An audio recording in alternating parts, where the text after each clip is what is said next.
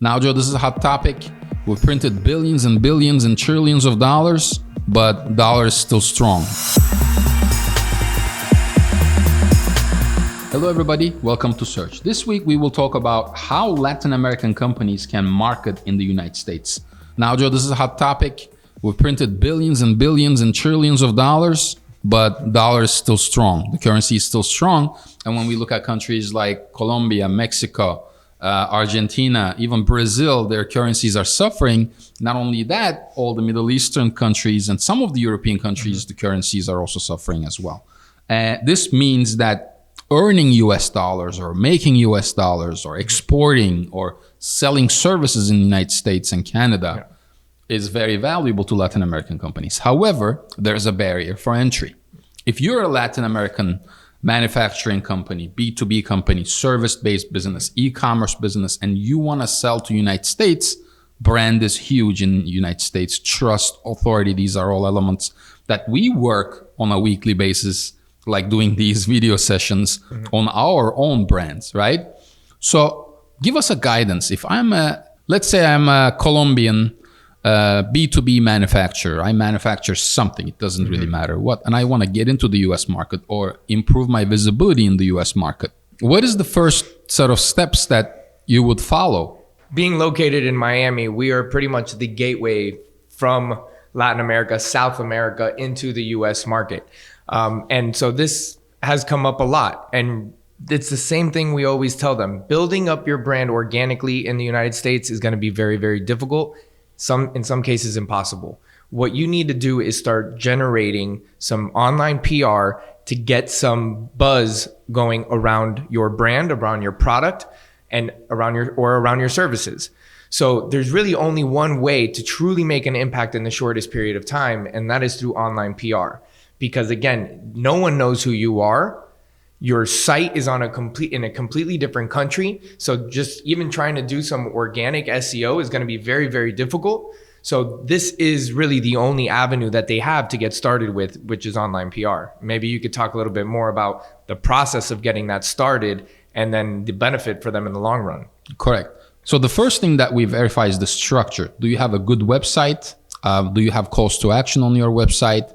Is it hosted in the United States? We recommend that it would be hosted in the United States. Maybe we fix that problem with a CDN. Are you structurally ready to start talking to prospects and clients in the US? If the answer is yes, then the next step should be doing some kind of brand visibility audit or brand visibility report on what you have currently. You know, if I Google your brand, when I go to the news section on Google, do I see stuff? Or when I Google your brand on the search results, do I see your Facebook, your Instagram, your website, your LinkedIn? Is it all optimized, right? And once that, let's call that step 2. And step 3 is what we do with online PR is we actually build your brand visibility. We build your brand offering that will be ready to present to the consumer or the customers, potential customers you have in the United States. And that takes us to stage 4, which is actually getting you visibility on publications like Forbes, Inc., Huffington Post, Entrepreneur, CNN, Yahoo Business, and a bunch of others, because this will basically build up your brand. And when somebody Googles your brand name, they will see that you're a legitimate brand. Yeah, absolutely. And a lot of these business owners at times think that this may just be for direct to consumer, if I'm trying to sell direct to consumer. But that is in fact not the case. This builds up your credibility from a B2B standpoint as well. Let's say you're a manufacturer and you're trying to find buyers in the United States. They want to know if you're a reputable business. This is how you build that credibility. So regardless of whether you want to be B2B, B2C, or both, this is still the strategy that you need to implement. And the last stage will be logistics, right? It might make sense for you to get a distributor in the United States or have an entity in the United States. You might need consulting on, well, am I going to need an American company? Because a lot of people don't know this again, is if you're a foreigner, you can start an incorporation in Florida, state of Florida, for $100.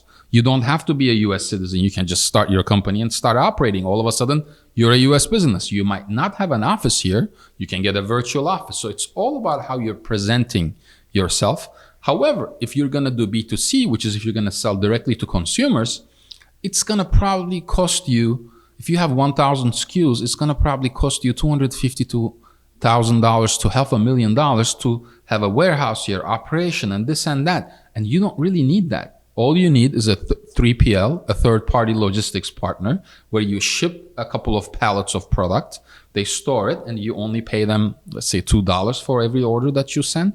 And a lot of Latin American businesses don't know this. A lot of Latin American businesses don't know that you could actually sell on Amazon with Prime, that you could actually ship products to Amazon, fulfill from Amazon. So at Optum 7, what we do is we first help you with the PR aspect of this, with the branding aspect, and then we can fulfill all the other stages. Yeah. And then even with the customs costs, right? The customs fees, those are worked into the margins as well. It's still profitable at the end of the day. That's another thing that a lot of times holds them back. Well, yeah, but my margins aren't that high because I also have customs fees and then not on top of the fulfillment. At the end of the day, if you're a manufacturer, you have no problem. You're going to work those into your margins and be profitable at the end of the day. Well, everybody does this, Joe. I mean, you know that 90% of the products that are consumed in the United States come from abroad, right?